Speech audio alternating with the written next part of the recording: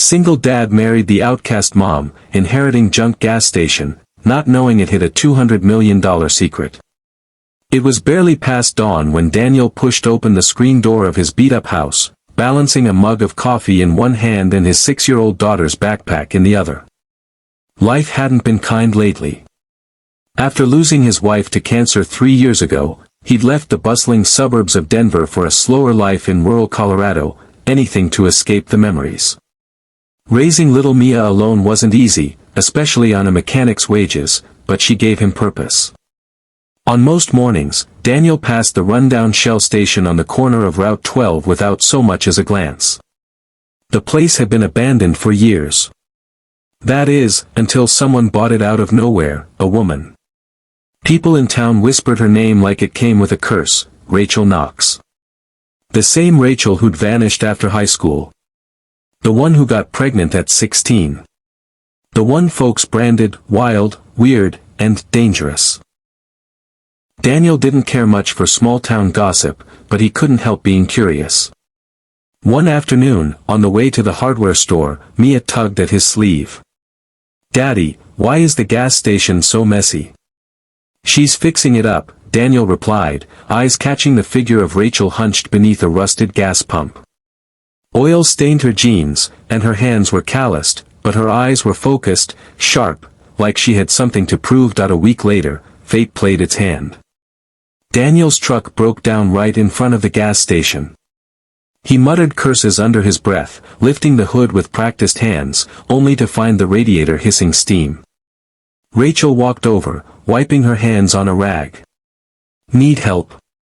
He hesitated, then stepped aside. "Sure." In 10 minutes flat, she had it patched well enough to drive to the shop.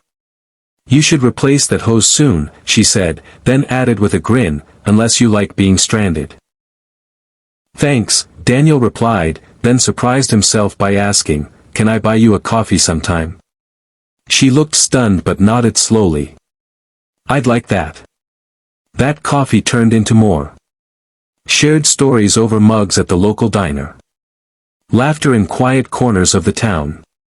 And over time, what had begun as a gesture of gratitude grew into something tender and unexpected. Mia adored her.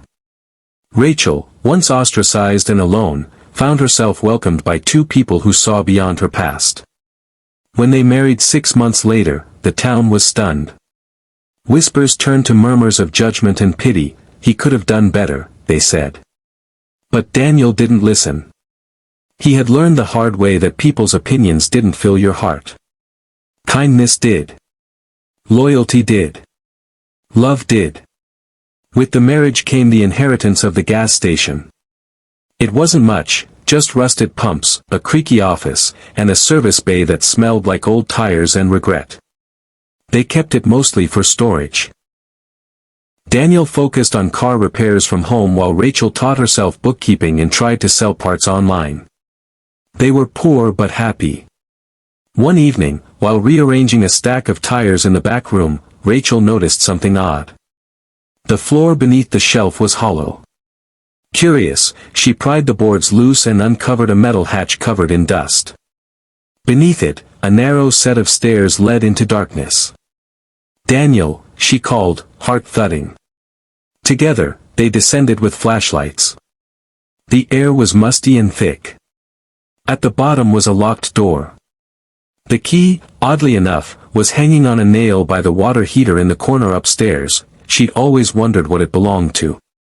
The door creaked open, revealing a concrete room lined with metal filing cabinets, safes, and boxes.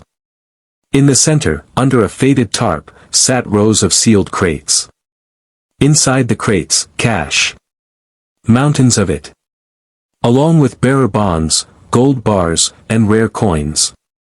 A single folder confirmed it all. The stash had belonged to Lester Quaid, a long-dead mobster who'd used the gas station as a front in the 1980s before he disappeared during a federal raid. It was over $200 million. For hours, they sat on the concrete floor, stunned. They could vanish. Live luxuriously. Leave behind the stairs, the struggle. Buy a home on the coast. Give Mia the life neither of them had. But Rachel's voice was soft when she finally spoke. It doesn't feel right. Daniel looked at her, surprised. It's not illegal anymore. It's been abandoned for decades. No one's coming for it. That's not what I mean, she said, her hand resting on her heart.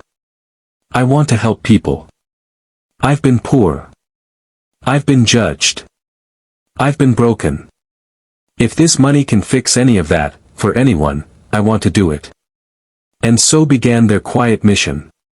They paid off the medical debts of dozens of families in town, anonymously.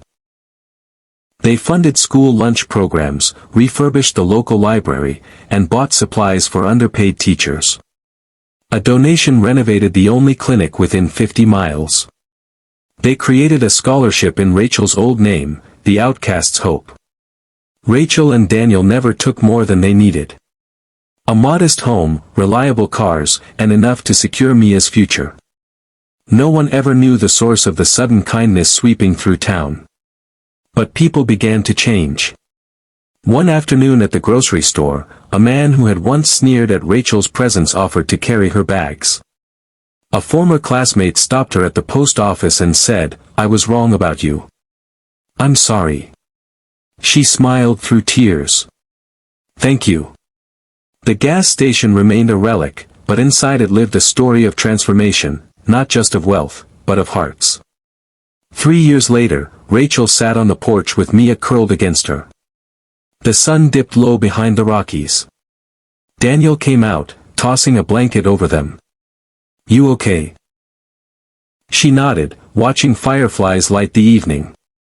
"I used to think I was the broken one," she whispered. "But maybe I was just buried. Like that room. Waiting to be found." Daniel kissed her forehead. "You weren't lost. You were just waiting for someone to see you." That night, as the stars blinked into the sky, Rachel knew that the greatest treasure they'd uncovered wasn't in the basement of a gas station, it was in the courage to love, forgive, and give, even when the world said you weren't enough.